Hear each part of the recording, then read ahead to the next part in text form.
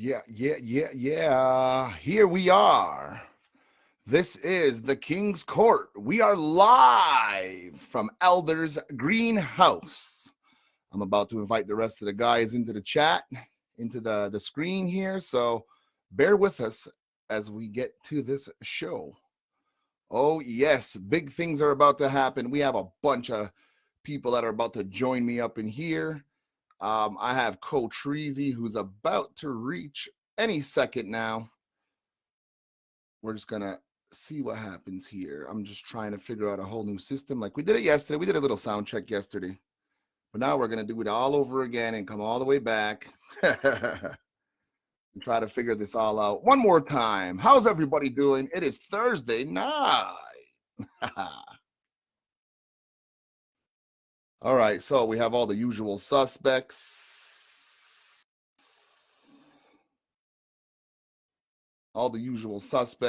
So everything is sent out. The link is sent to Cottreezy, to Elder.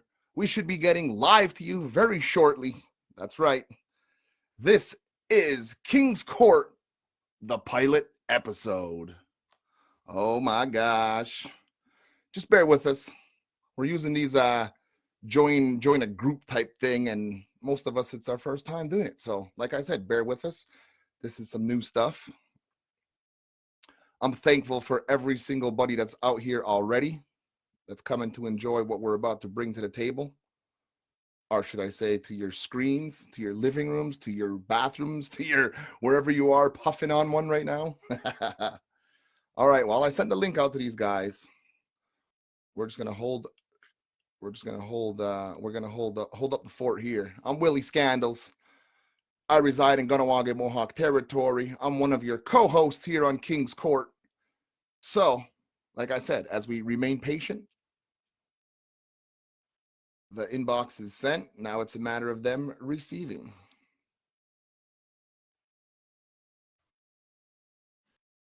Remember, we only start at 9 p.m. anyway, so this is the warm-up. We're not this is like the pre-show chill out type thing, you know? Their inboxes are sent, so now it's a matter of them just hitting that join button. Yeah, like I said, I go by the name of Willie Scandals. It's Thursday night. This is King's Court.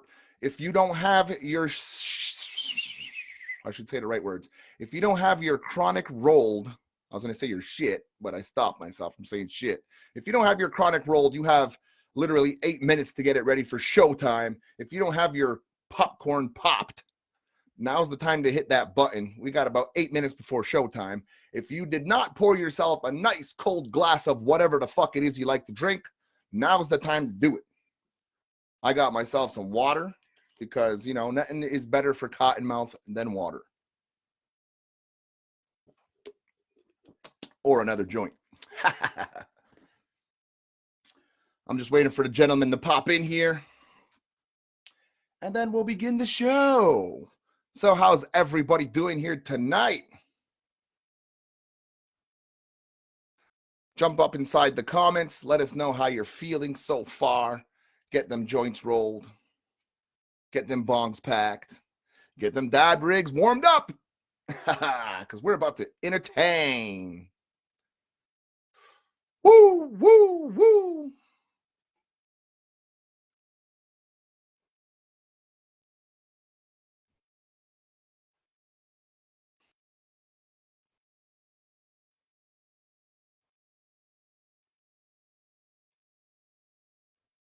Yeah. I'm just trying to get this all sent out so we're good. I think everybody, I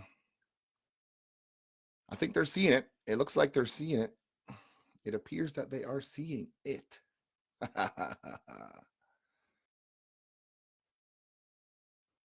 yeah, man, we have an action-packed show coming right up.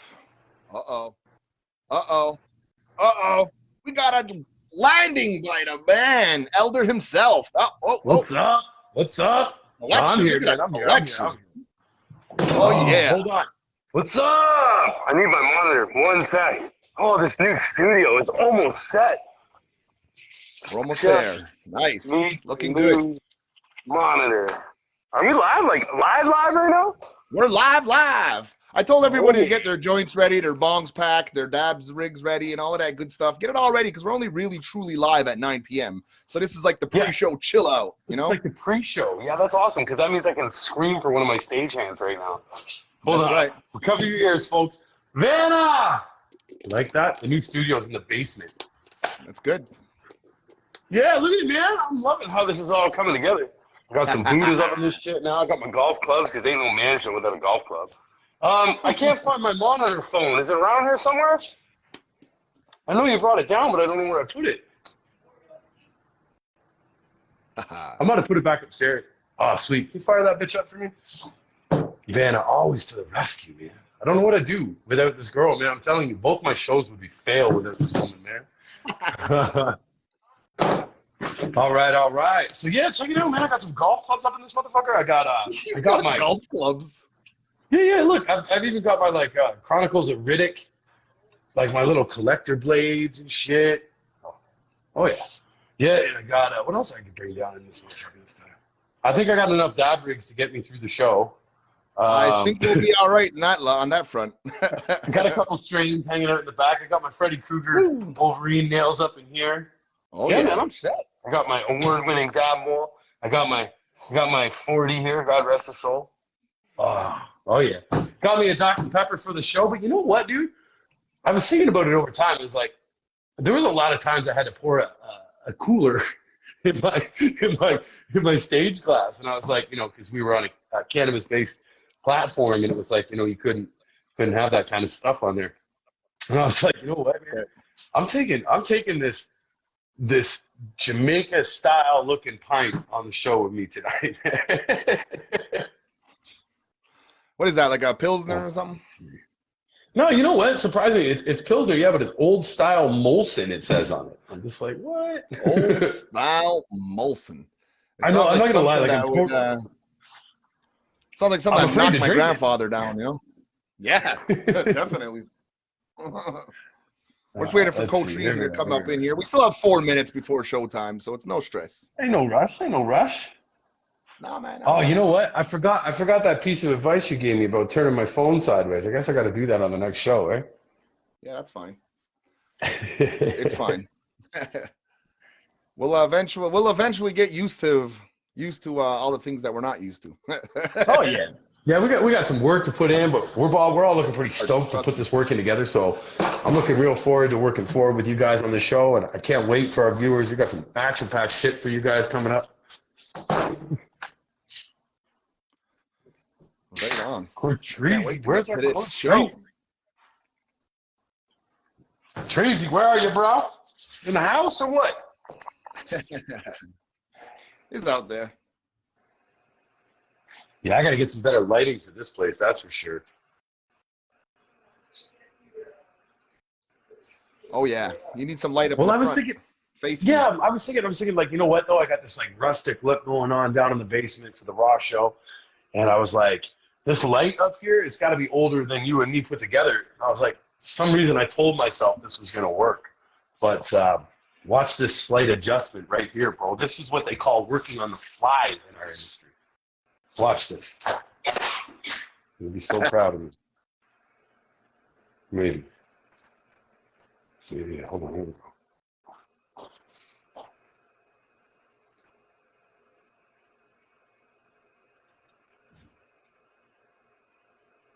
That's lagging, or if it's your computer that's lagging, but one of us is having a hard time to communicate with the other. I don't know if you could hear me.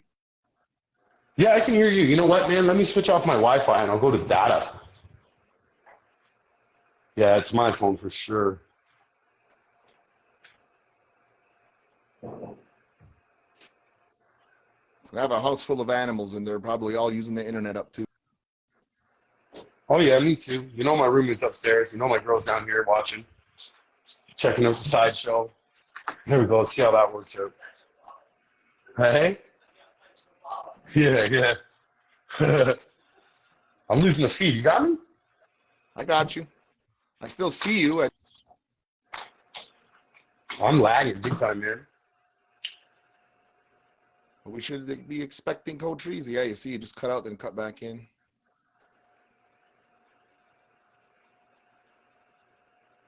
Yeah, like, look at how lag I am, eh? Easy. I'm moving like tick, pixels. Yeah, What's up, Raj?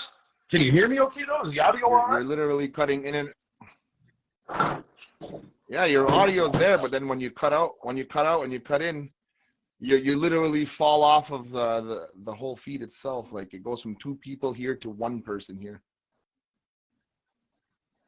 Damn.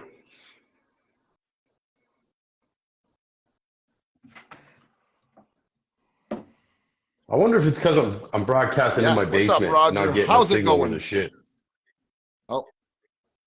Oh, there we go. We got Cottreezy. Cottreezy.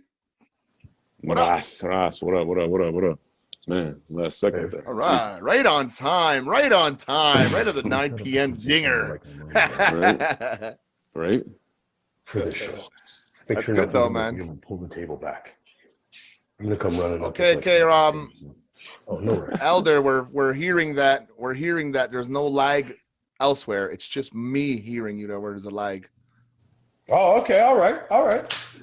Cottreezy in the house. What's up? Peace, King. How you doing? We're gonna do our best to work through that for sure. Yeah, everybody, keep patient with us tonight. It's our first night. Obviously, it's our first show here with King's Court, and we are going to work through our technical difficulties together. We are looking to add some other broadcasting options as far as software goes, but tonight we just wanted to get this show out for you guys. We want to get here live. Yep. Welcome you all to King's Court. What's up? Oh yeah. No, That's for sure, man. It's Thursday night, man. It's Thursday night, and Thursday nights are not going to be ordinary ever again. So, welcome to the goddamn show, Court. We're all going to pass Let's around give with our ourselves own an little introduction, introduction. Willie, you know what? We all have something to say. I go by the name of Willie Scandals. I'm the host of many things. I've done radio. I've done shows internationally. I do hip hop music also as another gig. Man, I can go on and on and on. I have an organization that I do. That the nonprofit organization called Music for Miracles. I'm part of a freestyle cipher on Tuesday nights on Behind That Suit on Twitch called Crossroads Ciphers. Cottreezy's good homeboy, and me and Elder are about to make the biggest connection cannabis industry has ever seen. So that's who Willie Scandal is. Cottreezy, man, tell the people about yourself, bro. Let's see what you got to say. Man, Ras Cottreezy, man, you don't know. It's a Rastafari soldier out here, originally from Buffalo, New York.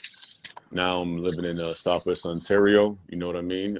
Big salute to everybody listening. And man, like I said, former NFL football player, now Rastafari, music, soldier. I guess you could say humanitarian, you know, nice. Nutritionist, and definitely a protector of the cannabis plant, and also a protector of the fucking truth. And that's what we're gonna bring to this King's Court. It's nothing but facts and truth. So that's how we're going down, right? We're not gonna get censored, not gonna get pulled down. This is our network. We're gonna say what the fuck we want to say. So that's what it is, man. Talk to him, Elder. Let me know. All right. What's up? Most of you don't know me. I created the page, so most of you got an invite from me. But Willie's been pounding this page out with new people, and so is my boy Ras. So for those of you that don't know me, man, they call me Elder of Cannabis. They say it's because I'm just old as dirt, but you know. But I've been in the cannabis industry for a few decades now. I specialize in treatment and ailments and medicinal sides of, as well as I'm probably one of the most well-rehearsed recreational users out there today. So I do a lot of workshop videos. I teach a lot of educational workshops on cannabis use. I do treatment and ailment home specialties, and I also specialize in cancer treatment. Recently, I've taken up my hand in entertainment. As most of you know, I've been putting on Elder Smoke Shack for over a year now. It's a fantastic show. We appreciate all the support from all you out here. But as my boy said, it was time to get a new show on the go, a new show on an uncensored platform, on a platform where we're going to keep it raw, we're going to keep it real, and there ain't going to be no shows pulled down on this side is all I'm saying. So you guys better buckle the fuck in. Because we're going to talk about shit all day long, man. We're going to talk cannabis. We're going to talk music, men's health. We're going to have live guests in here every single week, bringing us up to our next guest. I'm not sure if he's ready to come in yet, but we're gonna roll it. I've been trying to keep this a secret all motherfucking week, but I think I let the cat out of the bag yesterday, and so did Willie. We were just too fucking excited. So if you caught one of our last episodes on the former platform, we had a special guest in. This guy was fucking amazing. Most all you don't know me. I'm a huge talker, and for the first time in one of my own shows, I had to shut the fuck up and listen, man. This guy kicked it real, and it was raw, and I loved it. And due to some technical difficulties, if that's what we're going to call it, let's do that. Technical difficulties, we'll call that shit. The interview was pulled down, and so we are super excited to bring this guy back, bring him in on this new platform that we're doing here, and offer him a chance to speak his mind and keep it raw and keep it real, man. So hopefully y'all are super excited like we are to have my man back in here on the studio tonight, man. Yep, that's Holden Stephan Roy out of Montreal, man. He does a lot of great things for the city. Like I said earlier, we do the Tuesday nights behind the cipher on Twitch. That's on his page on Twitch, by the way. That's behind that suit on Twitch. Go check that out. He does a bunch of shows. I was just watching him earlier write and record new music. So like he does some really, really interesting things there, and he pleases his audience. And when he comes onto this microphone and onto this format and he comes to speak, you're gonna know who the fuck he is when he leaves, and that's a guarantee. Absolutely. Oh yeah, absolutely. Yeah, he definitely intrigued me a lot in the last show, and that definitely his knowledge, his overall just organic ability to just really keep it real, keep it funky, and also be eccentric in who he is, and keep it, just as raw like that. And that's what we need to be. We need to have more personalities out there that are themselves and not afraid to be, you know what I mean, just different, and he's not even like he's just like different. He's just him, and I love it. I mean, I loved every part of it, and yeah, I'm really fortunate to have him on the show. Right on. I can't wait to get to that. That's going to be in about the 9:25 time frame. But we have a couple other things that we're going to be teasing from now till then. And one of them I would like to tease is my good people over at Nomad Entertainment. Hey, sure. They said, hey, Willie, here's a couple of sweaters. Rock them on your podcast, man. Can you do that as a big favor? So all you people out there, shout out to Nomad. Look out, Nomad Entertainment. Go get yourself some merch, man. They got all kinds of things. Jogging pants, shit's hoodies, fresh too. All of that. Fresh shit too. You know what? I got another tease for you. This is actually a surprise I kept all week for the show. Even Willie and Elder don't know about this one. I'm like, what the fuck, man? The place called The Hemp Spot out there at Ajax. Love what we're doing. And they actually proactively had sent me a bunch of stuff. And I said, yo, we're doing this show. They said, great, promote it. So big shout out. We have this beautiful hemp candle. That's fly as fuck, man. All in the sensor, but the best, some of the flyest shit, they're going to be donating more to us. This is what you're like. Here, we got that CBD THC tincture right here, 300 milligrams, bro. Solves hemp all day, organic. Shout out to the Hemp Spot, man. Go check them out there at Ajax. I often wonder, though, can that stuff be used as lube? Hey, you know what? It does. They have. I'm just wondering. I always wondered, man. I'm like, yo, like we sell all kinds of cannabis lube. Make no mistake, man. Cannabis being an all natural, and of course it's made for your body, right? So it's only natural that you would have an oil, extracted from an all natural plant. I always say, because I'm always reading the ingredients when people bring in new product for me to check out, right? And they're always so shy about bringing me the lube. Do I look like a shy guy? Bring that shit on. So they come up, right, and they're like, oh, they're like, check out this lube, right? And I'm like reading the ingredients, and I'm waiting for the person that puts Delta 9 in the lube. You know what I'm saying? I want to be able to use some lube and get high at the same time. I mean, that'd be kind of wild. That'd be cool, because you know what? Willie likes to get high. I love it, bro. Nice one. So listen, what are y'all puffing on around the table tonight? Willie, what are you puffing on, bro? I got some White Widow, I got some Diesel, and I have some Rockstar Kush. Attaboy. Trees, what? So, trees. We're gonna mix that all together. To the bathroom. Right? And I had to grab something real quick at the door lock. But Black Diamond all day still.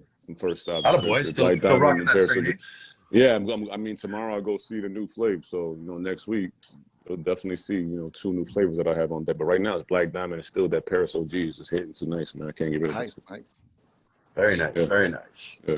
Yo, I'm blessed tonight. I got some designer strain I got from a boy of mine out in Scarborough. hooked me up to smoke on the show tonight. Of course, he's a legacy guy, so he doesn't want his name popped up, but he's watching. I know he is. So big shout out. Thank you for hooking me up. I got some Emperor cookie dough here. Oh, now I'm really working, dude. I'm working on getting a better camera, like for the desk here, that we can flop back and forth to show the product we're smoking and stuff. But dude, there's no words for this right now. I smell like it smells like dessert. It smells like literally like I could put some whipped cream on this shit and just eat it, man. It's sweet. And then, of course, always, I am never without my concentrates. So I pressed some London pound cake on the private press the other day. Bought myself a nice little rig here with a nice reclaim, a beautiful hurricane carb cap to keep things flowing nicely. So I'm going to wait till my boy comes out for 920. I'm going to hit that with y'all, man. But in the meantime, I'm going to smoke on some of this Emperor for sure. I forgot I also had Trainwreck laying around. A nice little baggie here. Ooh. Not much of it, just a little bit. It's got product all over the place. I don't even know about. Exactly. Yo, I gotta tell a story real quick, man. I gotta say that for personal edibles, man. Like, seriously, have a nice big bag for personal edibles. Oh, I got some edibles for you guys to try out. They're coming in your care packages. But so most of you that see my other show, you see that, you know, I normally have all my bongs on display in the living room on my mantle for the other studio. So I had a really unique experience the other day. Most people really don't know how old I am. It's kind of the big secret. It's how I actually originally got the nickname Elder, because I didn't want to tell anybody how old I was. So they were just like, you're just an old white guy. So they started calling me Elder. So my dad's a British Navy officer. He don't have social media, so I can talk shit. He is legit never been to my house ever in my life. I moved out at like 15. My dad has never been to a place I've ever owned, ever. So like I called him out on his shit the other day, and I was like, you know, you're always bitching I don't come visit you. You know, I got this new house. Why don't you come down and check it out? The man called me on my goddamn bluff, bro. So I'm like, I go around my house. For anybody that's been to my house or walked around the studio, you know my house is like a Toronto head shop. There is nowhere in my house that you can reach it, extend a hand, and not have some kind of cannabis product to, like, you know, whether it's a bong or anything, it's always out there. For the first time in, I think, 30 years, I had to race around my house like a teenager and collect every tiny piece of cannabis, every roach, every bong, every bowl, every fucking roach clip. Dude, I found carb caps I didn't even know I owned anymore. And I ran all this shit down in the basement, and I flipped it all up on the shelves, and I started thinking, I was like, dude, this is a wicked studio. This is going to work out well, man. I'm like, I'll just flip up my table, and here we go. This is about as fucking manly as it gets down here, bro. We're going to have a field trip to Elders for sure, man. Field trip to we're going to check that out. Check that out. Like I said, I thought I had like me.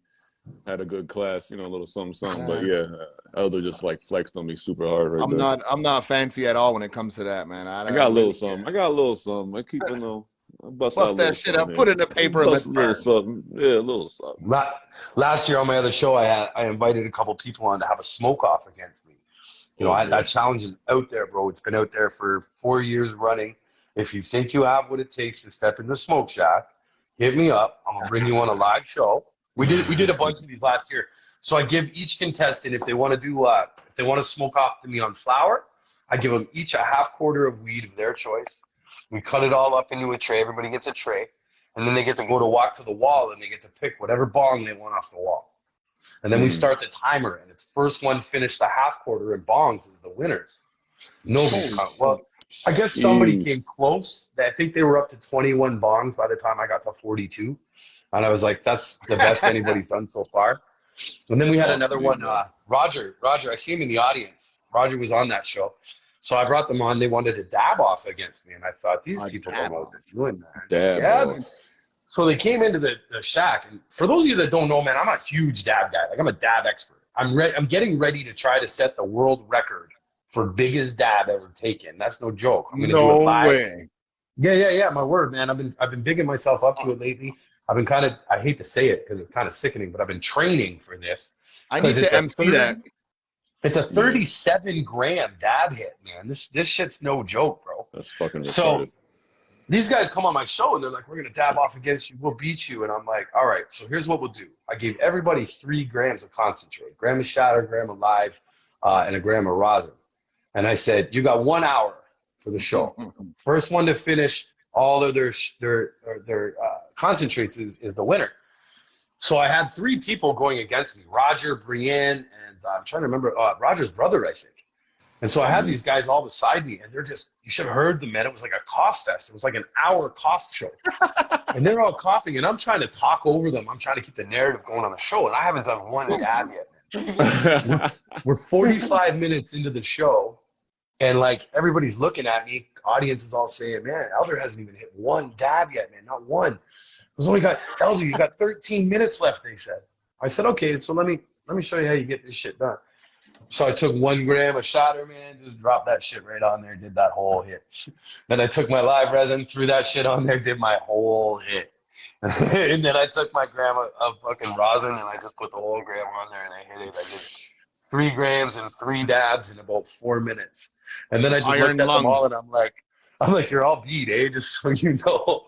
And we did a tally, and I don't think anybody actually got through a full gram of concentrate. I think I was the only one to get anything actually down. That's so crazy. This is the trophy, actually. This is the trophy that I promised. This was my very first dab rig I ever bought. It's a Marley too, so they're pretty rare. This bastard was $300 and something back when I bought it. It's been sitting in this display case for 4 years now, man. I'm waiting for someone to take the title from me, because this is the trophy to beat. If you beat Elder, I think it's gonna be tough, man. Trophy. Shit. Yeah, I don't know that. I don't think that trophy's going anywhere. That ain't going nowhere, I don't think it's going anywhere. I think it's going to go somewhere in about another year, because the longer I keep doing these shows and these contests, man, I tell you, I used to have iron lungs. Now, man, I think you could probably scrape my lungs and smoke that shit and get stoned as hell. Speaking of smoking that shit, our audience would like to say, no, not yet. Almost. Our audience would like to talk about what they're smoking. Yeah, our boy Roger has critical mass with Master Kush and some hash on top. Ooh wee! Okay. We all love a good snake in the grass, man. That's for sure. Right. That's my brother for you right there. He's trained well, man. He's trained well. Our homegirl Diana has some mac and cheese. Diana? Are you telling me Diana Fountain is in the house right now? Diana Fountain is in the house. Yo, what's up, Diana? What's up? I gotta be real, man. What's poppin'? That's my cousin, bro. This is probably the first show she's ever seen of mine, man. So what's up? Big shout out to my cousin in the house, man. Welcome. All right, and last but not least, Ginger Chase says Bubba Kush. The good old Bubba. Ginger, my loyal supporter, my loyal fan, my loyal friend.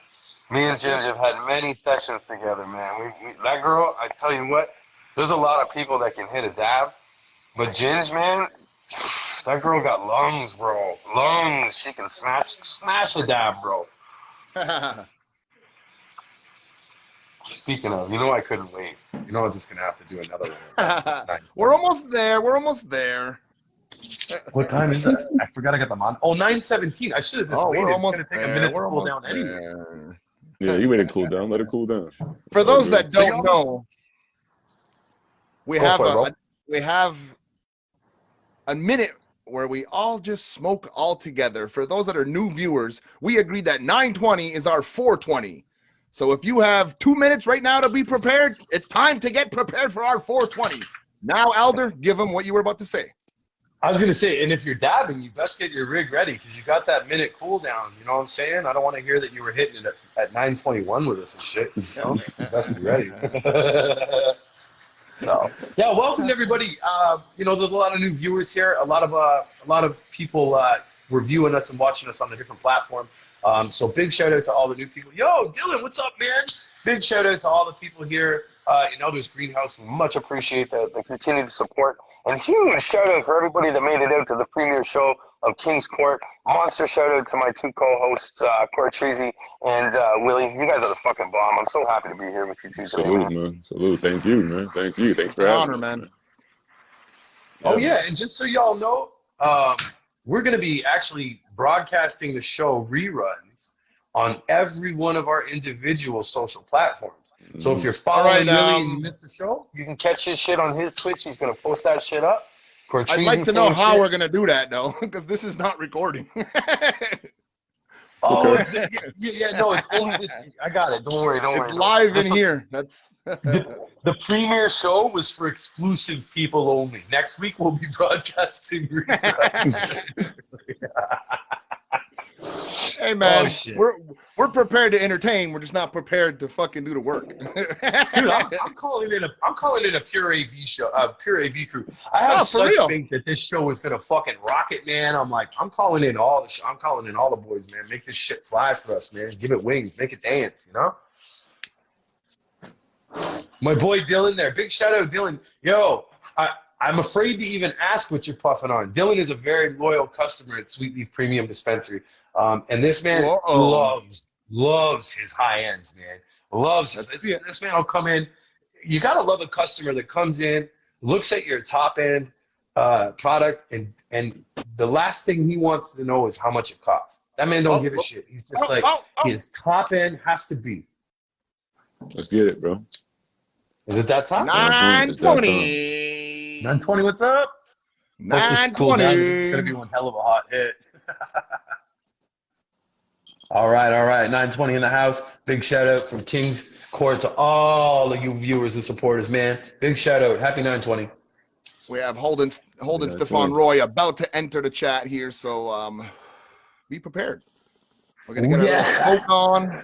Got our smoke on, then he's going to join in, and we're going to get into some talking. Motherfuckers are dying on me. I think one of my favorite things. One of my favorite things to ask this guy was what he was smoking on. And he was like, man, I don't fuck around. I buy pre-ground weed at $1.20 an ounce. It's like the guy became my hero instantly, man. It's good because, I mean, like, when you're so busy, you ain't got time to sit there and roll joints, man. Shit. No, not even that too. Like, you know, if you're using your cannabis for medicinal and creative side, you know, there's nothing like having a nice laid back, easy buzz, right? That probably comes with a pre-ground cannabis, right? Damn, man, this shit killer. Oh, there he Kourt is. Cottreezy, man. We're about to bring him in. You guys ready? Yeah. Yeah, bring him. All right, we got Holden Stephan Roy about to enter. Say what up, y'all, everybody in the comments. Yeah. Hey. Yo, that was like a whole ordeal trying to get in the room. It was like an experience. I was learning. I had to try and whatnot.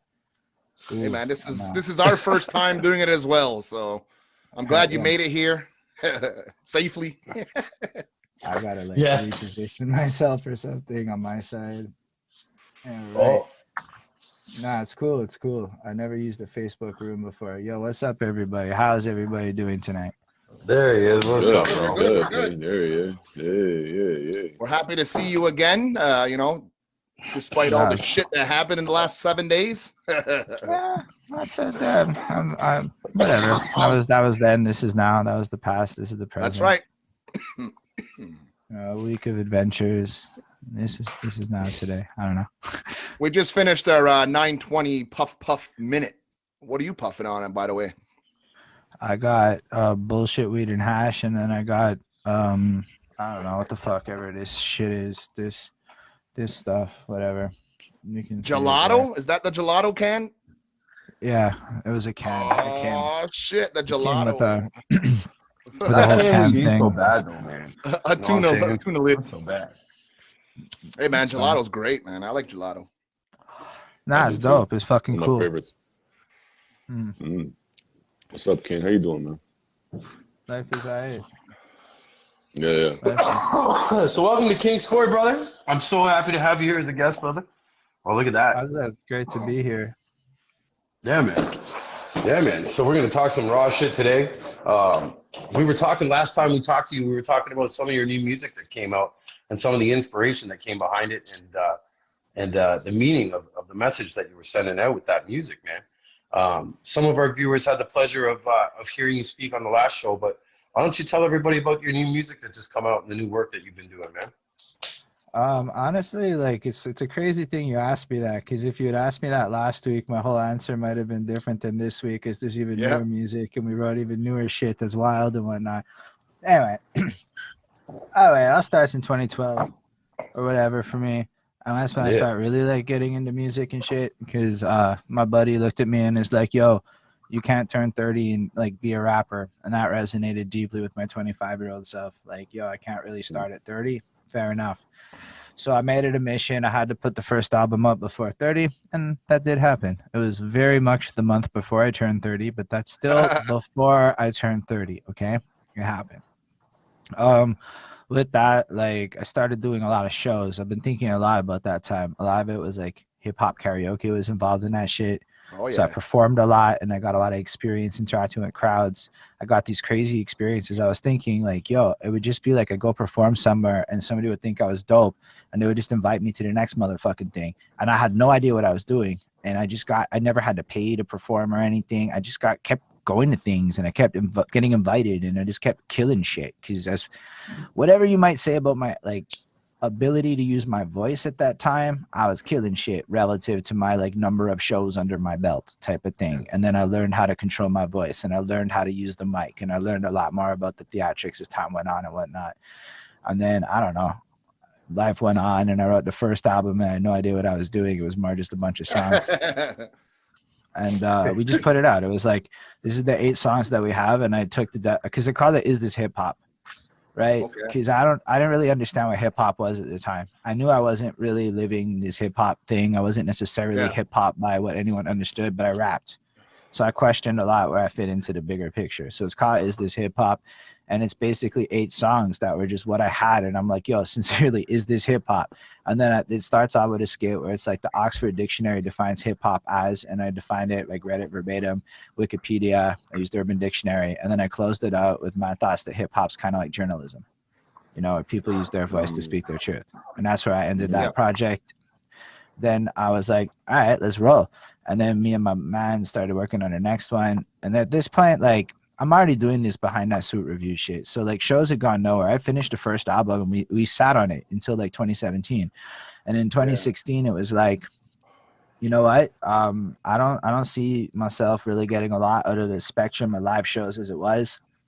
I thought a lot about it. And it had a lot to do with the experience that was being provided relative to my age group and the types of people that I surround myself with regards to the lifestyle that I believe Montreal is, because Montreal has kind of become a white-collar urban center as the Quebec government baits tech companies to come here with higher paying incomes to really bring life into the downtown centers and shit like that. So let's be real, there's a lot of white-collar shit going on here, and I'm in that world. So with that, I was trying to keep it real with myself, and I said, let's write about what I know, and I wrote this album called The Alternative Grind.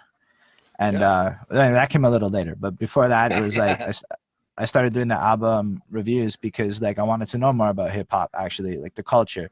I started digging through the crates, as they say. So week over week, we would do these track by track album reviews. Honestly, I was on some podcast SEO money. That's what I was hoping for. Didn't work out like that.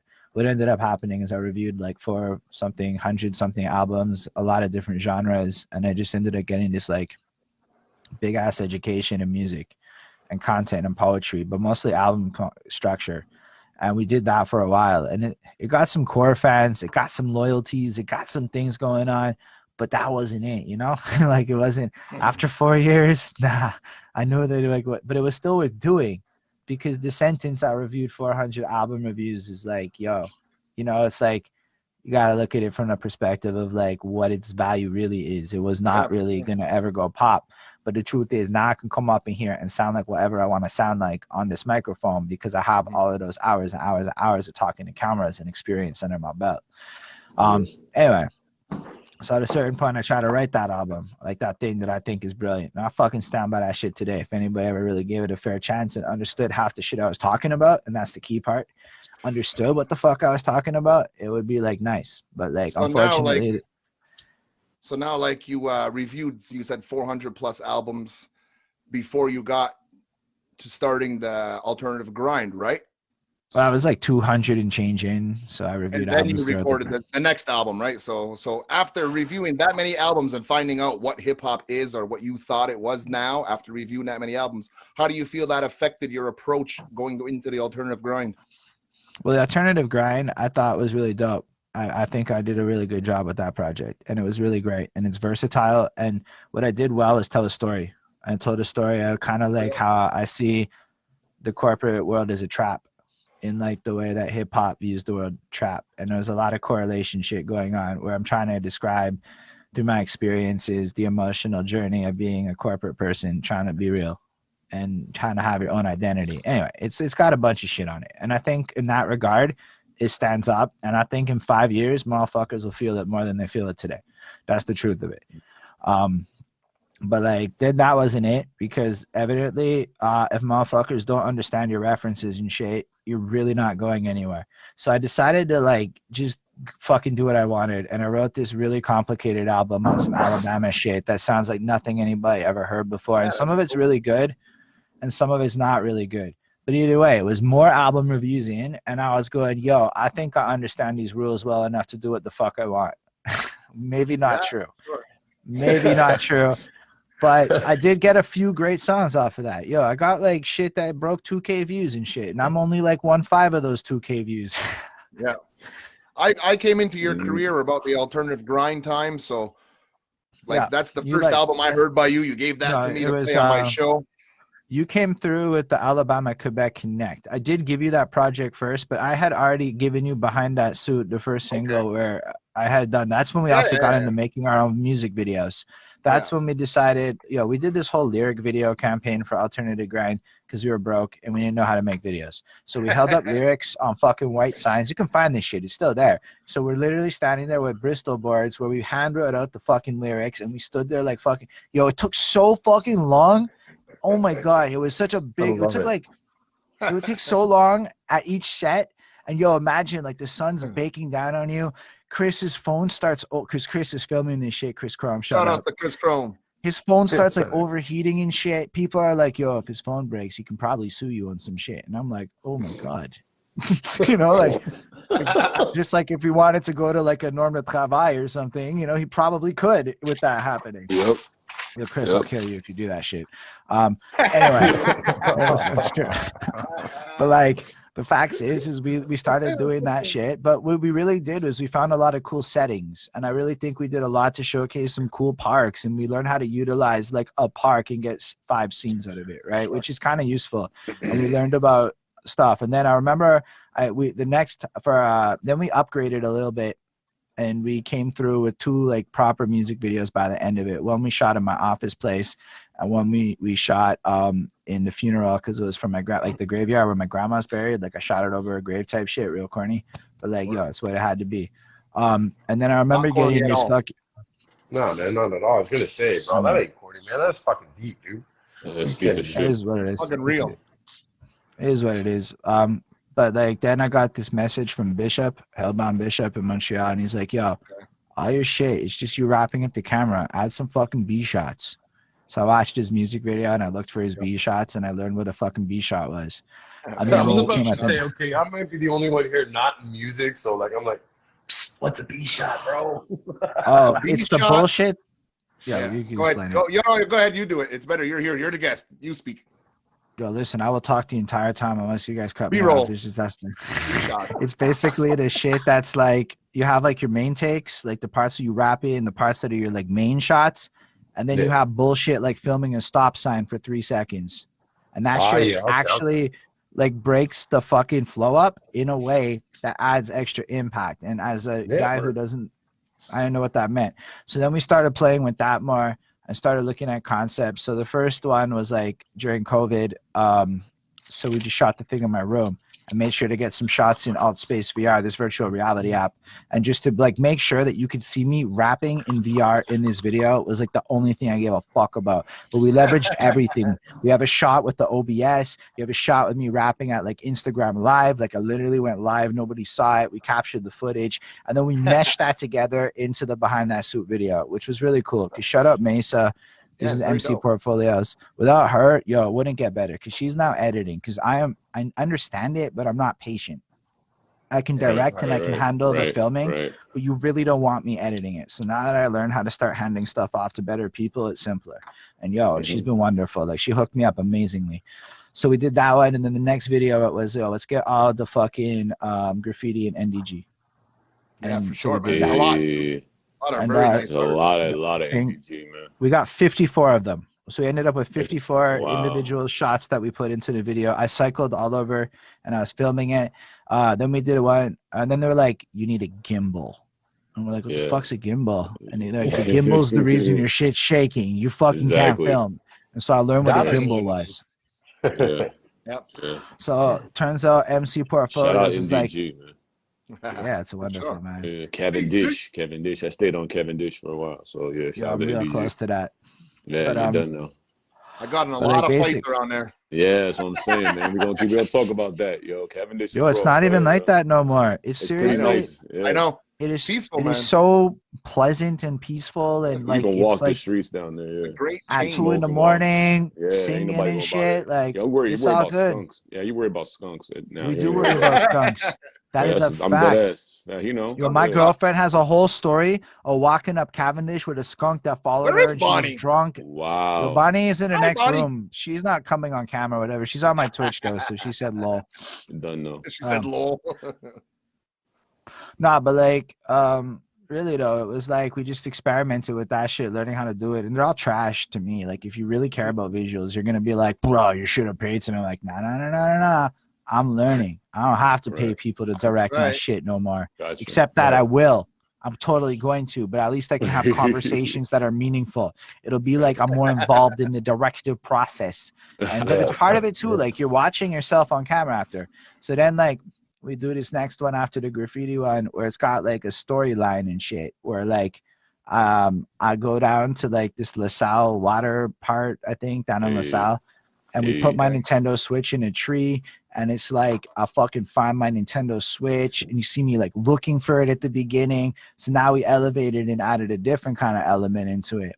And then for the next one was the lose weight video, which you saw last time, which was like a next level elevation in terms of like product. And at this point, I've lost more weight and I'm feeling myself more. I'm more better at dancing and shit. So we started to get more animated with it. So yo, this whole time I've been doing shit like working on like how to be better on camera with my body and everything so that I can drop that next shit. Yeah. Mm-hmm. And then talk about it. So then we wrote the next the next shit was yo, this came between our interviews, man. It got conceived on Sunday. So I've been watching those, man. I've been watching those little videos on Twitch. Nah, man. it's for real, man. It's fucking man. I like it. So like what happened is on Tuesdays we now run a cipher. So we've been sharpening our swords. And we've been doing off the domes and shit and just rapping about topics that the people's give us. You should hop in there. If you have Tuesday nights, we need some MCs though. So the main thing is, so then the Twitch start throwing things like, yo, rap about milk and cookies. And you're like, fuck am I going to say about milk and cookies? And that was the hardest one for me. That's why I remember it. I remember it was tough. And then the whole point of this shit was because we collected, we're up to 18 Montreal. Oh shit, I got to make the event still. Okay, well, I'll do that after. But we're up to like 18 fucking Montreal beat makers that have thrown in, that have all created beats that are all for sale. And then they all threw these motherfuckers down. All right. So everybody can hear them. And then we're rapping on them and we're rapping on them. And the main goal for me is you're there and you hear that beat and you hear it and you're like, nah. Nobody else gets that beat. That's my beat. And now you go, who made that shit? And we go, insert beat maker name. And you holla and you do the transaction and you're in love with a new beat that you turn into a single. At first, I totally was like, fuck that. Like, I'm going to buy a beat. I didn't think I was going to do it. And then Vince Price played this motherfucking beat. And I was like in love at first sight. Yeah, I know what I was going to do. Sometimes you just know. Sometimes you just know, man. I did. You just hear it, yeah. So I hit him up. I said, listen, I don't give a fuck. I can't pay you now. I can pay you in a month, but I can pay you in a month. And so he was like, all right. And then, so we got the beat and I paid him full now. Thank goodness for like the combination of album stream money / Patreon money / fucking Twitch money, because that shit has given me a little boost to pull this shit off. Honestly, for all the people out there, I sold 1 album. Sorry. I sold 3 albums in my whole career. That's it. Just 3 albums. That's all I ever sold. Everything else is digital, baby. But straight up, I get this fucking beat and I go on the stream and I decide to smoke hash because I said it's groovy and it's fancy. And I'm like, maybe I should smoke some hash. So I'm just sitting there, and I was in the shower previously, and I was just sitting there, and these bars hit me. Girls low key wanna fuck, high key tell me how they're down to grind, and I'm like, yo, that's something. That's like that's something, right? And then I just started writing it, and we just ran it, and then we recorded that motherfucker. And then the intro starts off. Yo, I don't know if I can share audio. Otherwise, I just fucking play you the fucking mid-mix shit. I don't know if I can do that. It's gonna be weak as shit. We tried this already. It's gonna have to be mic'd through your mic. Nah, okay, it's not even worth it then. I mean, whatever. It's what it is. Yo, can we get Willie? Can we get you to post up a link? Maybe you got a link for that song we can post up. It's not even released yet. It's something he's been working. It's not even. Literally, I started writing this live on Sunday on Twitch. I recorded the main takes. I recorded the doubles. I recorded the ad libs. I recorded the hook. I'll give you a sample of the hook. All on Twitch. All on Twitch. All on Twitch. Live, you want this dick dance? Seduce my girlfriend. You want this dick dance? Seduce my girlfriend. You want... Oh, shit. And it's this dancey beat. Yep. So it starts off, and it starts off with, "Yo, Bonnie, what would it take to actually get that threesome?" And then the only way this works is if the response is my actual girlfriend, Bonnie, coming through. Well, find me someone I like first. Girls low key wanna fuck. Oh my God. And then, from now on.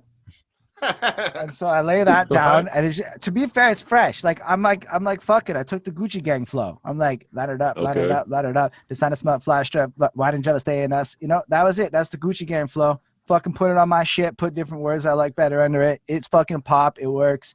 Just hits it. Not even lying about it. Call me whatever, but the shit fucking hit. And then it ends, and it slaps in. I got the second verse. It slapped in. The chorus lined up perfect. The beat elevates. I'm like, I just wrote a club hit that's kind of like a calling card to come try to seduce my girlfriend so that we can get some action happening. And she's down. And she's down. That's it. I was waiting for that. And she's down. Because she's on the song. She knows exactly what she's like. I'm gonna get a lot of attention off this. Don't even get me fucked. She's feeling it. So now we're like talking music videos. We're talking everything about the things. We got this next lady who's gonna come in on the bridge, and her role is to seduce my girlfriend. On the third verse thing, slaps him back with the chorus. You want this dick then? Anyway, then we moved on. I was just on stream today. We wrote the next motherfucking song. It's another dance tune. I like that shit, man. And it just fucking came out of me again. I'm like, fuck it. I don't even remember it, dude. I just wrote it. I haven't heard it really. But it was like people were feeling this motherfucker. How about clapping your hands, remember? Yeah, I was like, just fucking repetitious. Because, it's dance music. It's not really like I can rap on this shit. But if I try to be complicated on this shit, if I try to come on this shit, it's not gonna work. It's not the vibe. These people are there for hedonistic escapes from reality. That's why people dance. That's why people are there. So I gotta go into my fantasy. So I started the stream off today, and I listened to these 12 tracks. Shut up, Peter West for the beats, and I wrote the album story. So I wrote the plot of every song because it's a night out. It reminds me of my Molly days when I was trying to get laid and struck out. I'm like, fuck it, let's tell the story, and maybe I'll get a couple people to play some characters and make it a little more animated. We'll see how it goes. I don't know. We're not at the part where I need characters yet. So then I was like, fine, well, now it's just plug and play. Well, I don't know who I need yet, Willie. Let me write my fucking story. You were like, I interviewed Willie recently, and he's like, I don't want to be like a rapper. I want to be a host. I'm like, okay, that's to be taken into consideration. Just throwing it out there. No offense, Willie. No, for real. Like, if you really want to like guest spot or something, we can do it. But like, nah, I have this isn't like that album. There's the other album I'm going to work on, Alt Grind 2. Willie's definitely got a spot there. It's already in my mind which beat I want him on and shit. But we're not there yet. They got distracted. I'm like, yo, COVID's going to end, and motherfuckers is not going to want to go to dingy bars. Yo, my shit might be played. I just want to know when is Elder getting some bars, bro? Elder's got to show up on some fucking album somewhere, bro. Somewhere. That's dope, man. What you mean? Yeah, everything is like froze up on me.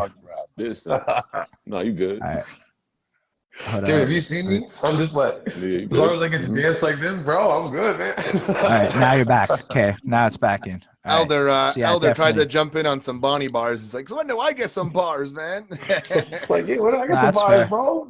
Look at this guy, No, bro. and it's like, I mean, like, I'm not against the idea. I just like, I'm a really particular. Everything has to be right. It has to feel right. So unless I like hear the like somebody like you can throw names at it, but I'm gonna hear the song in my heart and soul. I'm gonna know what I want out of it. I mean, I've been doing this a long time, so I don't like overthink it no more. I used to overthink that shit. It was not probably so. I'm writing lazy shit by my old standards. It feels lazy. I'm like using repetition. I'm doing some goofy shit. I'm not even caring if it 100% makes sense. Rock guys don't. Sure. Why the fuck should I? Honestly, I have all sorts of complicated, broken down. I took the 48 laws of power and sequenced them out and like used like a fucking parable, whatever. So you can read the verse and it's like all 48 laws of power in order. I flex. Nobody gave a shit. Let's go write some have sex bars. Like, what am I gonna do? Be broke forever? All right. Like, I'm not writing bad shit. I don't think I'm writing anything that's outside the realms of what I would write. I'm just trying to not be complicated with it and try to be a little, I would totally go to these parties and try to smash these people if my girlfriend gave me permission. This isn't like fake. This is exact. She's watching right now. She knows I just said that. She can hear me. This isn't fake shit. So it's like, you know what happens though? Middle class people kind of get a little bit mad at you for saying those things and to want to live a little alternative. So you gotta, you can't talk about that at work, right? You can't be that person. You gotta, you even think about women that are not your girlfriend? You scoundrel. And that's some shit. I'm like, you know what? You want this dick dance, seduce my girlfriend. I'm like, I'm mad, dude. I'm mad at some shit. And this is, what am I gonna do? I can't do anything in life, but I can write songs. Maybe I can write songs that can like take some emotions and shit and do something with it. I'm in my early 30s and I have no fucking kids. Why can't we go do whatever? Like, as long as she's on board and she says whatever's, the fuck does it matter what any of these people think, you know? That's it. You gotta live yours, man. You gotta live yours. So that's like the modern vibe, I think, of what happened. And then we're gonna see what happens. But believe it or not, this is me indulging some petty shit on some shit I can't talk about.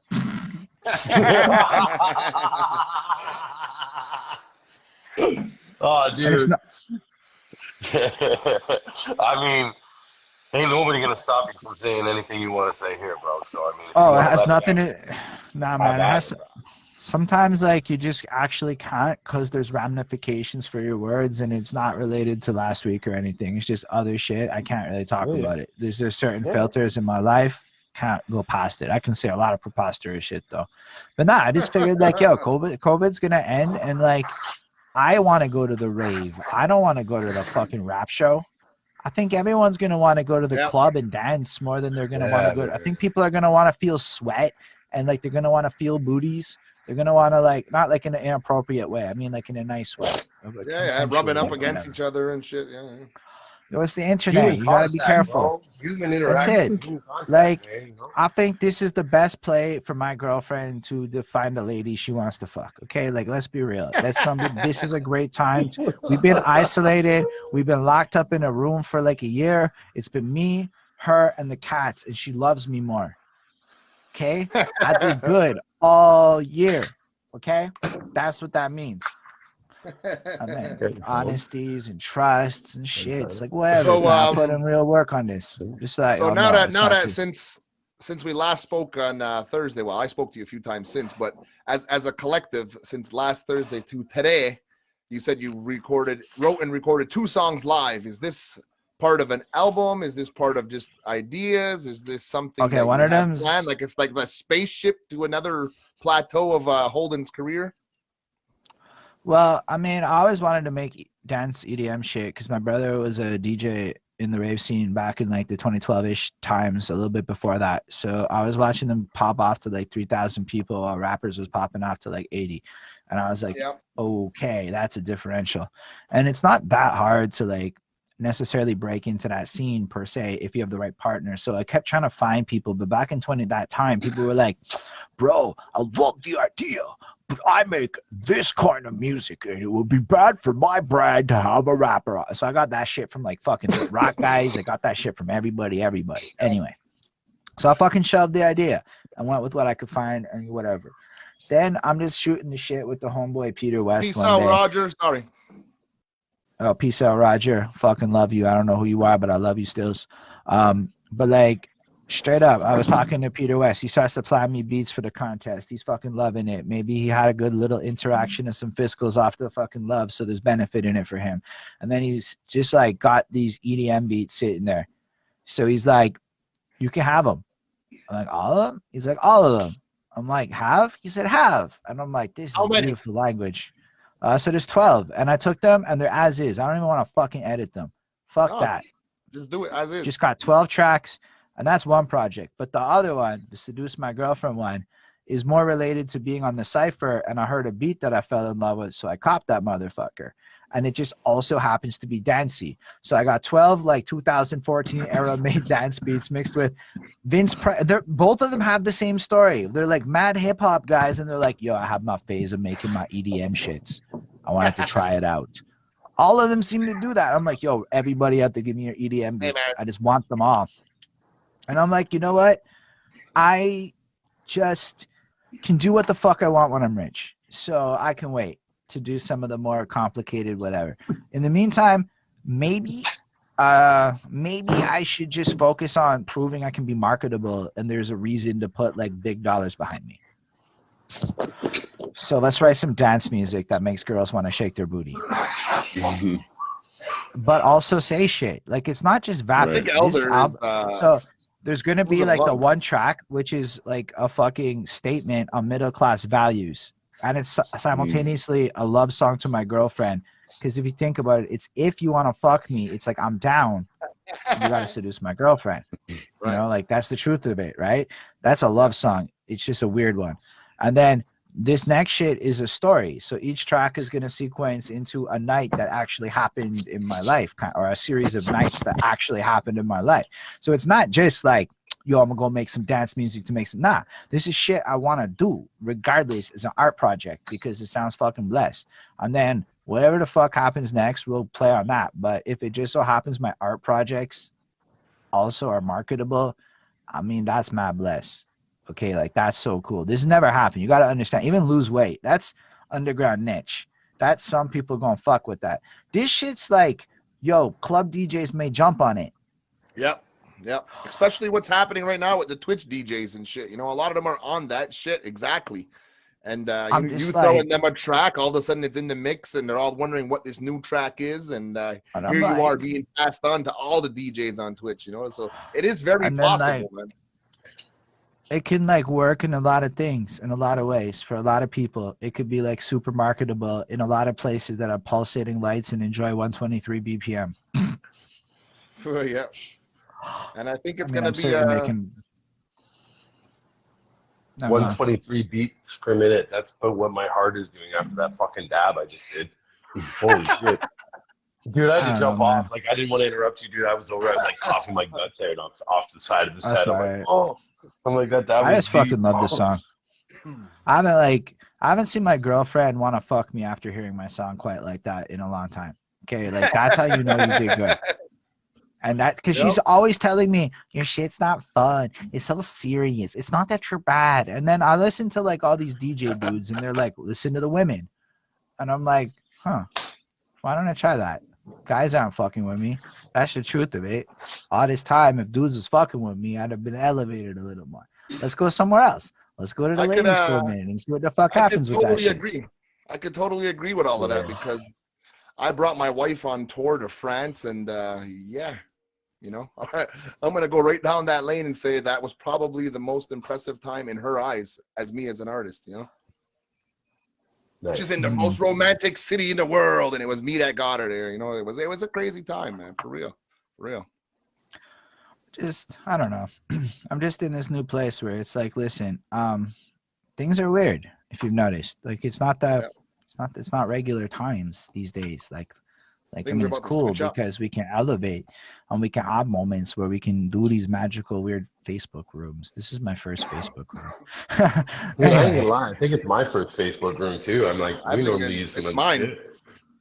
shit. so either way, so it's my first Facebook room, and we can have that shared moment, and that's weird but dope and cool. But like, yo, it means the whole world has to adapt, which is like, okay, what are we gonna do? So I find that if I can write music live on the internet and other people are not writing music live on the internet, cool.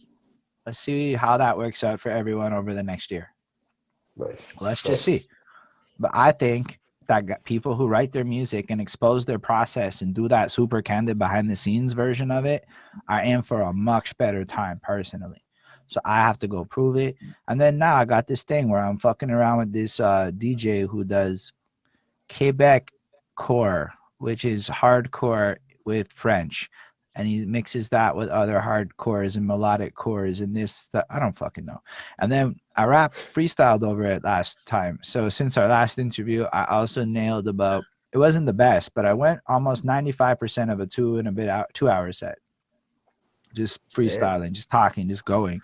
Is it good? No, but I will be very fucking good because I'm going to keep doing this live on the internet so that in the future comes when it's all VR land and it's all that shit, fuck, good luck adapting them. Like, just good luck adapting them. That's how I feel about a lot of things. If you prepare early, you're ready for it. So like I was ready for this world of online interactions because I have so many hours of practice doing all the other shit. I'm ready with the music because I practiced. I'm ready with everything because I practice it. And now I'm here, and it's just dope. Work in, bro. Respect that. People Put that work in, bro. But I realized we all hide that part. So we all hid that part forever on some fucking dumb shit. Like, yo, I hid how many hours I really worked. Now I'm putting it on. You can't deny it. I'm literally live so often. It's like 100 and change hours a month. You can see me doing shit related to my shit. Yeah, for sure. Doubt that. Question it, you know, like fake. You can't fake it. That's some shit that can't be faked. So what drives you, to continue to go hard? Like, you know what I mean? We all have a motivation personally, you know what I'm saying? That you ever seen broke people at 50? Yeah, have you? Absolutely. Broke people at 50? Yeah. It's miserable.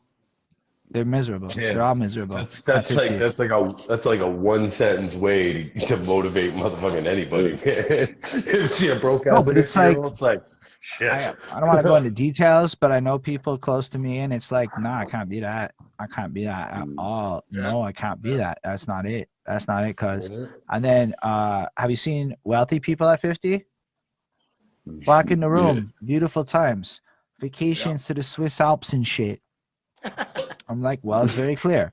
I need fucking a serious amount of equity in order to have the lifestyle I would find to be desirable, which isn't wealth, it's experiences. I want to travel. I want to see the world. I want to talk to people everywhere and learn. And I want to shoot music videos in foreign countries and shit like that. Like, I want to do cool shit with my money.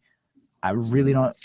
I want to buy my mom's a house. Okay, everybody wants to buy their mom's a house. Oh, yeah, who doesn't want to buy their mom's a house? But like, aside of that cliche, buy your mom's a house shit, it's like, listen, my girlfriend wants the house. I don't really give a shit. Everybody else wants that crap. Fine. I got to pay people better too. Like, I would love to give Willie like $50K a year to do some shit. That would be a dream of mine. That'd be dope. Fuck, why not? Shit. I'm sure there's something. So I'm doing well enough. To say it. No, but like I say it because I already make my money. So now I need other people to do things because I'm good. But people around me aren't good like that. And you know what scares me more than anything else is knowing I could be worth $500,000 a year and literally nobody else I know today has a path to get there. Okay, that scares me. That keeps me like stressed and shit. And I say that and people look at me like, Holden, that's some bull. No, my guy, I'm corporate specialist. It's not just the rap shit. I have the day job going well. I'm doing I got my shit on lock, all right? Like on both fronts, equitable. I'm a prime real estate person in this digital era of white collar tech companies. Okay. Like that's my shit. I'm blessed. I'm in Montreal. We a city for that shit. So it's like, world's my fucking oyster, whether or not I make it in entertainment.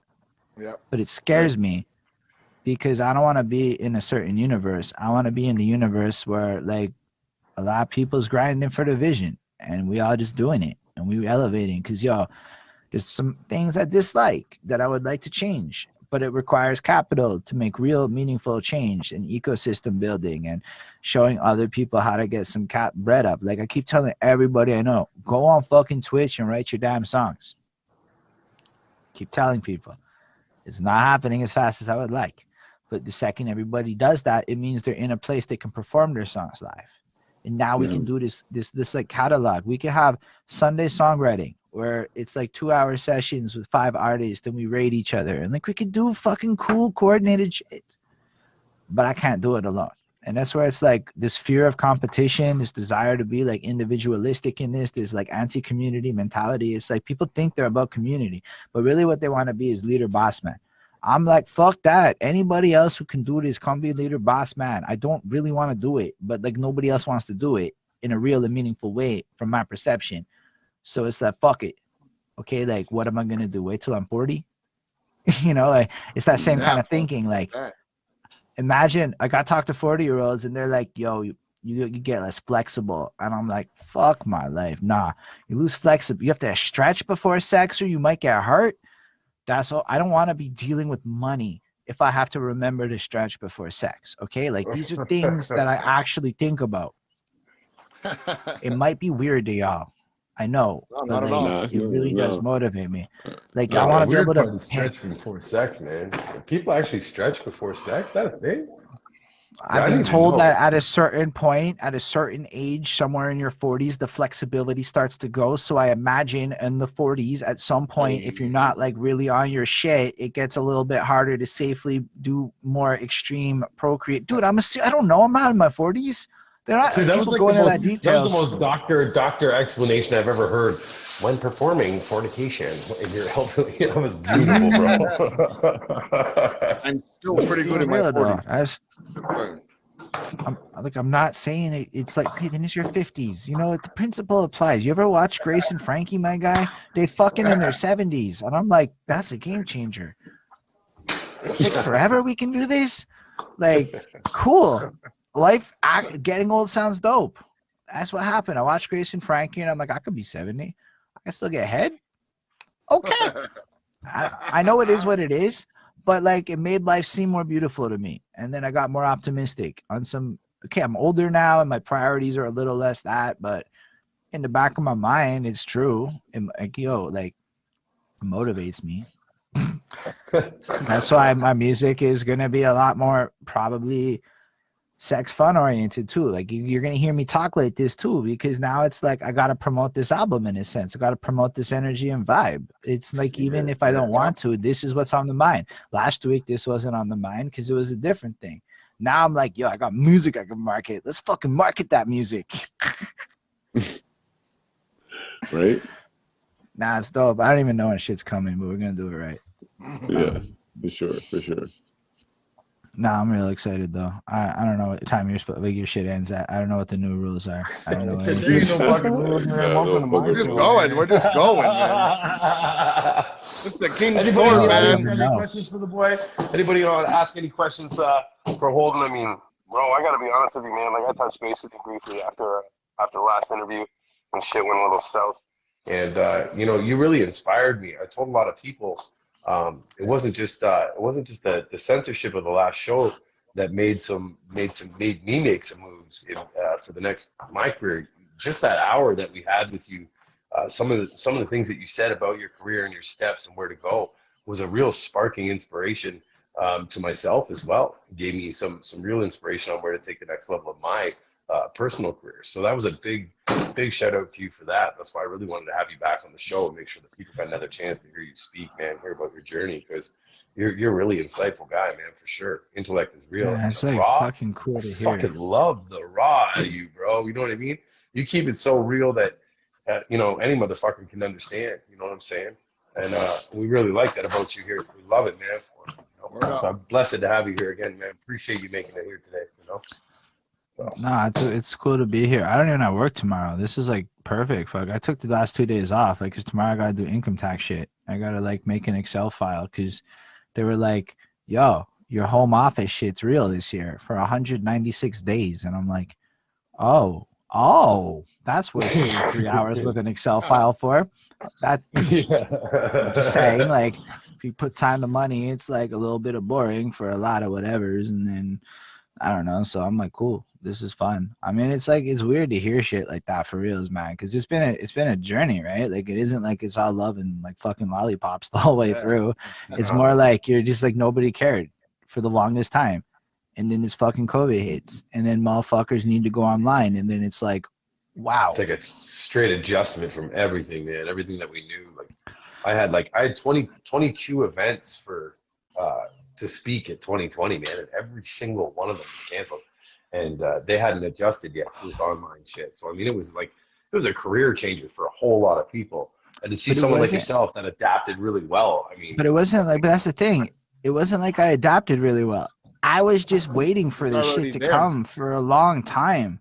I was like before. Dude, I was like in 2019 being like, you know what sucks? Going to the office and taking an hour and a half sometimes in the winter to like lose almost up to 3 hours of my day might disappear just going to the office and back. And I'm like, the economics of this situation is garbage, right? Like just the time exchange. And then I started, because I was already doing a day a week from home because I do voiceover shit and whatever. So this is like, you know, I'm do some corporate shit up in here already. So I was just good to go. I was set up to work from home. Everything was fine. And then I started like comparing it, and I'm like, yo, my days where I'm from home, I'm like 3 times as productive. I'm like way better. And so I had this comparison to make. And then I realized I get more done in that day where I'm from home. I could do more things. And it was just like, yo, I want this more. How do we make this happen? But already my company's been working with like fucking Europe and other places. Like we've just been multinational for fucking ever, right? Like I've had Ukrainian colleagues since 2011. So literally doing shit like training a bunch of people in Pakistan, which I've done over like a Zoom type arrangement, was stuff I was doing in 2013 for my day job. Fair enough, man. So like I've like been just doing this shit forever. Like to me, this is all like, and then because of that, I'm like, yo, we got to work from home. And everybody's like, nah, Holden, blah, blah, blah, this, that, the next thing. And then I found out about Sansar.com and its virtual reality adventures. And I said, yo, that's it. That's the future. How is it not? You know why? Because when we can all literally make time-triggered virtual reality experiences. So imagine you'd be like, blaze the joint, and then literally like fucking smoking shit exactly as you want appears coded by somebody to perfection in some experience of a music video. And I'm like, nah, fuck that. That's the future. I want that. It sounds doper than YouTube. I'm not gonna lie. YouTube's kind of lame. It's dope, but it's lame. Like it's dope in the sense that like I love the content and the learning experience, but like, yo, TV isn't it for me no more. I want some bigger shit in my life. I want some better shit in my life. I just got an Oculus recently, if anybody knows what that fucking is. Dude, it's like, that's the next wave. Like, I was a gamer before, at least I thought I was, and then I got this shit, and it's like, it's a whole new world. It's like, like you said, you're obviously ahead of me on that as well, but I'm just getting into that, man, and you're right. VR is definitely the future. Like, I sat around with like, yo, we should bomb around all space VR. Yeah, I'll check that, man, for sure. I sat around with 70 people from around the world and watched the Super Bowl on some big screen TV with like virtual people sitting beside me that you could just look over and have conversations with. It was fucking wild, man. So, yeah, I'm really looking forward to that kind of future for sure. That's it. And then it made me realize the future is spaces. So that room you're in with 70 people. Now imagine you controlled that room and you controlled the entry to that room and you controlled the experience in that room. And you charge whatever the fuck you want to get in that room. Yeah, I don't know what it's going to cost to get in my room, but I definitely want whatever skills are required there. On my end, as the performer, whether I'm an avatar or a person, whatever, I still have the requirement of making my voice sound litty for like a ridiculous amount of time and make sure that the words that come out of my mouth process and powerful enough information to make motherfuckers feel compelled, because everyone else is going to be an avatar doing the same motherfucking thing. This shit is heavy competition in the world of actually having ideas worth having. So that's basically like, for me, it's like, okay, how could I have my whole life be a TED Talk? Right. And like, you know, that's the kind of vibe I got into with a lot of this shit. It's like, that's where I think things are going. So it's like, you have to start thinking like you're the influencer and your art doesn't matter. Like it matters, but it doesn't matter. Like, I mean, sure, I have a song coming out, but is the song really what's going to engage everyone? Or is it the fact that like I have a song coming out, plus I do interviews, plus I got a cipher, plus it's like, yo, that's what Steve Jobs kept doing. Think about it from like the Apple perspective. So my new, like, if you were to sum up my new strategy, it's, but wait, there's more. And that's all I want you. You never know what the fuck it is. Half the time I don't know what the fuck it is. But now we're gonna make a documentary about Montreal's hip hop scene. Why? Because I'm pretty sure I can get grant money. So I came up with that idea. Like, again, this all ideas that came up since we last talked. They were like flushed around, but like more thought about. I'm like, yo, I got all this footage. I don't even have to interview a single motherfucker I talked to already. You know, like I could just whatever, save that for like the better people. Not to say better or worse, but like some people might not be down until you say documentary kind of thing. You know what I'm saying? That's the politics of the situation. Not everybody wants to come on that Twitch interview type live internet shit. They want that edited experience. They can proofread that motherfucker, and I respect that. Okay, because some things can get complicated, you know. But like, documentary is like fucking straight up. I can probably get actual grant money for that in this Quebec land because they do like shit. Like, because I was watching this Bad News Brown documentary, and I'm like, oh shit. Evidently, they thought it was cool enough to showcase him. Let's showcase our scene. And that's like another, and then write a book, then do this, create a Wikipedia, do this, and all of these things need to happen. And if we do all of these things, a lot of us get a lot more rich. And so I'm really also motivated by that. Because why is it like rappers have to spend money on everything, but nobody's sitting there talking about how a rapper can get paid? Like, when was the last time you heard a motherfucker talk about or how a rapper gets paid? One time. You never do. Sell merch. Okay, how you selling merch if nobody fucking listens to your song? Good luck with your merch store, guy. Have fun getting one sale to your quote unquote friend and family. It's not it. None of this shit makes sense. It's so saturated. Like, I don't even want to put my logo on a shirt. Who the fuck needs another shirt on some eco-friendly shit? On some, like, I don't know if I want to do that. Like, I want to be different. I want to be smarter. I want to make more interesting shit. I want it to all be like well thought out and have bigger purpose than just like, yo, I want to make $1 fast. Like, fuck off. That's what everybody's doing, and it never worked a minute. So we all have to like think about, how does a rapper actually make money? And I realized this, they have to be an influencer. That's They right. have to be interesting. They have to be like kind of like somewhere. Like, Twitch seems to be my home for now, but yo, if Twitch dies and it doesn't work out, fuck that. I'm on TikTok or whatever. I don't give a shit. I'll just keep moving. You can't stop me from continuing to innovate my brand and reinvent it and push myself into a new environment. And I think that's where it's like, that's the thing that's hard to explain to people, is it's your agility and ability to flip into the new environment and see the opportunity out the jump and come and ride that shit. I did make that rhyme on purpose by the end. Where it was like really like it really is like you have to do that. Like I told Willie for a minute, get on Spotify. I can't even fucking spin your tracks on my playlist proper because you're not there. It doesn't matter what your philosophical arguments against Spotify may be. It would be nice to have that situation, but I can't help you right because you're not there. I went looking for I went looking for you today, bro, so I could post some of your shit up in the group.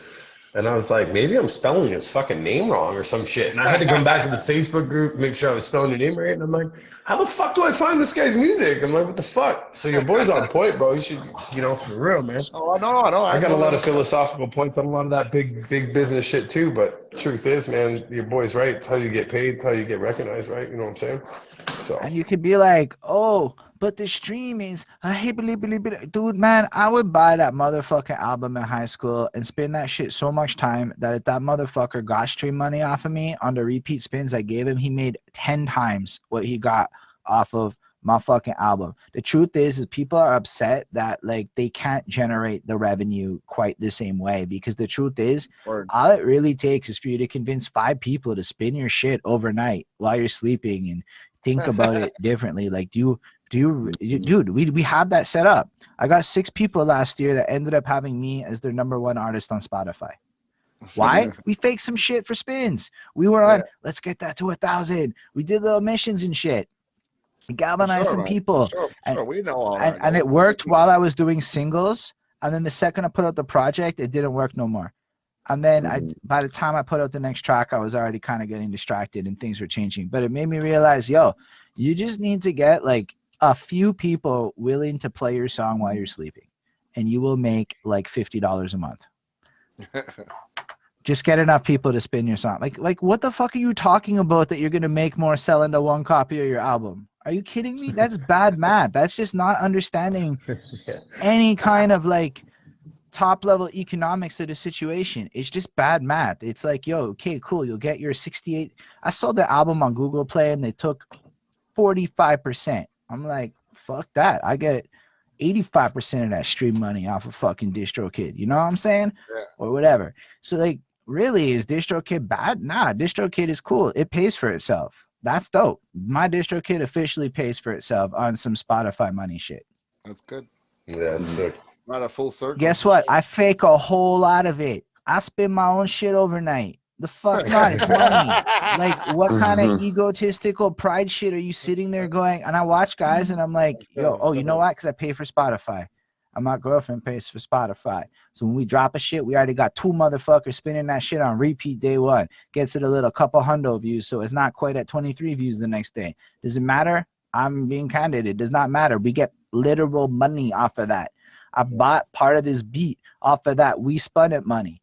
I'm like, yo, people, you're not seeing the other side of this shit. I don't pay for Spotify. If you want to look at it differently, I can personally generate the $15 a month I pay for Spotify if I were to, with vigilance, play my own music overnight every day and not forget to do it. And I forget to do it all the time.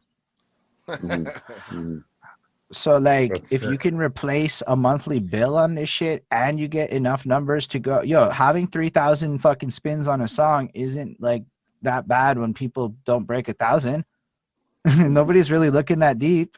That's They're right. not going and like, although, did y'all know in the Spotify backend, they just had compare data metrics? So I spent 30 minutes last night spying on all of my homeboys and looking at their fucking follower counts over time. I'm looking at their spins and watching the data and getting my intelligence on and looking at the actual impact of what happens when you pay for ads over time versus monthly listeners, depending on the surrounding campaign beyond the paid ad versus not, with some real validation of things I believed. Oh my gosh, it was so good. Got to be on Spotify to get that good shit.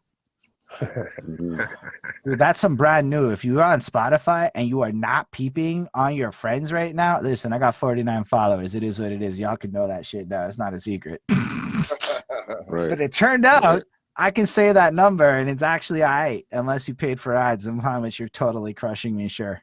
But for the not paid for ad crowds, turned out I'm all right. I should not be mad at myself right now. I was feeling myself after looking at that Spotify data for 30 minutes. But like, it is what it is, man. Like, I'm just spinning it like this because if you look at your whole world like that, then you'll inevitably find all of the different ways you could actually squeeze a little thing under the system a little bit. And it's not a term of service violation for me to spin my own music. No, I pay for the service. Yeah. So it's legal and it's clean. It's a clean money that people don't take advantage of. And if you don't want to do it for yourself and you have a Spotify, fuck your personal taste algorithms. Go spin your homeboy song. Not mine. Yo, fuck my song. Go spin your homeboy song. I'm gonna spin your shit all night tonight, bro. Here we go. But like, people don't get it. Like, yo, shout out Ismail, who's totally watching on my side. Ismail took the next man's and he ran his tracks to like 1,000 spins a track on it. He just ran it. I was watching him day in, day out, just running this man's songs on repeat while he's on Twitch doing the next thing. And it's like, yo, imagine people talk about auto blah blah blah blahs. Ain't nobody gonna buy your damn album, but maybe if we got people conditioned to, yo, let's go on a different front. A bunch of us artists, we create a playlist collectively called Boost Our Fucking Followers, and let's say we have 500 fucking guys on it. And each one of us went and ran that shit one time. Each one of us gets 500 monthly followers added to our list one time. And it doesn't, and it makes it look good because it's like 500 followers with such like not crazy numbers. It actually looks a little better than what you would think with paid ads. Yeah. And then we all run it like that. Then you also all get the 500 spins each for that one song. You know what I'm saying? Like, why are we not doing this shit? Oh, motherfuckers gets weird about shit like that. I don't know. I don't even know how to coordinate that. If somebody can like tell me how to coordinate that, a lot more people get more money. Yeah, you're right. You're right. Yeah, man. And if we did it all every day, that's 500 a day type. Maybe I don't know. You know what I'm saying? I don't know how big it is, but like Like we could literally, and all you need is a Spotify membership, which is now paid for off of this campaign. Mm-hmm. Man, That's right. damn. It's as easy So as that's that. like one idea of things people could do different is leverage stuff instead of fighting stuff. Like, why are we fighting shit? Why are you trying to get album sales back? Like, yo, jump on Twitch and join me. Like, yo, that live show at that bar with like, I want to go too far with that and be a hater, but like, it wasn't it. Yo, with the $9 drinks, $9 vodka black. Yo, I paid $6 for a virgin Coke at one of these things. $6 for a virgin fuck. I don't give a shit who you are. If I am not in a stadium, that shit should not cost $6, okay? But it did at a local event where there wasn't even a lot of people and shits. And it was like, yo, that got me thinking. I don't want to spend $6, but you do because you gotta buy the drink for this because you might end up in that venue one day. Blip, blip, all the fucking bullshit. So you buy the fucking drink, right? You do because you don't want to be the guy at the bar not buying the single fucking drink. And that's it. You nurse that Coke, and then you're like mad because you want a real Coke or something. You want because I don't drink, right? Like I'm not gonna drink at a bar. I will turn into a fool, and it's not worth it. I'm a professional at this point in my life. So like I can smoke till the trees come home. I can take Trev out, no problem, and a joint off. I'm not even worried about it. But like when it comes to alcohol, 3 fucking beers in and I'm done. Yo, I'll be like, yo, it's just stupid shit. It's just like I'll start saying this in the kind of way that gets you in trouble. Not the kind of way where you can tell I'm towing lines and shit. So I lose that finesse. And that's not against alcohol. Some people can drink like a motherfucker, take 3 hits off a joint and are fucking fools with that shit too. So everybody just needs to know themselves, know that body, know that path forward. Yeah, exactly. So one day we'll get to that point, sitting nice and lavish, and we can just get fucking tore up. But until then, we got dreams. I just like to go high. All right, folks. So you know what? Has anybody else got anything for the man? I'm probably gonna wrap this up here if everybody's done. I gotta get going, man. I got myself to get to bed and get to work in the morning. Understood, my guy. I gotta get up at 6 a.m., bro. I'm like, I'll sit here all night and shoot this shit with Holden, man. I'm just like, dude, like, yeah, I'd chill with this guy all night, bro, for real. I appreciate it still. It's nice. I enjoyed this. This was fun. I just wanted to get you back, man. I want to be back on a future episode for sure, man. Look back on some of the work you're putting in right now. Look back in on where that goes. We're gonna keep up with you for sure, man. We're gonna keep an eye on you for sure and what's going on. All day, for sure. Fair enough.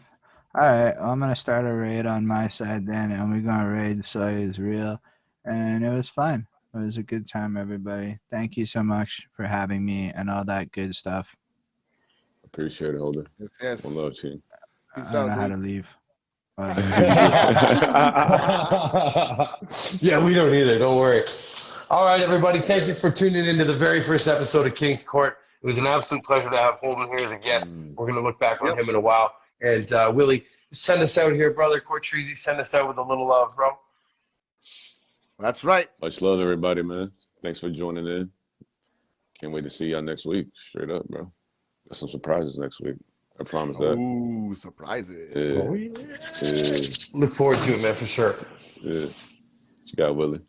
We love surprises over here, so we're definitely looking forward to next week already as the host of this show. So all the people in the comments, thank you for throwing some words at us, whether it was the bud you're smoking on, whether it was the words, the kind words about Holden's music. And you know what? We asked you guys to give us some questions, and we didn't get no questions in this week, but that's all right. We'll be back next week and get more involved then. We're not going to worry about a damn thing. We're going to keep it moving. So until episode 2, Elder, how does it go? You know, stay high, stay lifted. Most importantly, guys, stay kind to each other. Peace.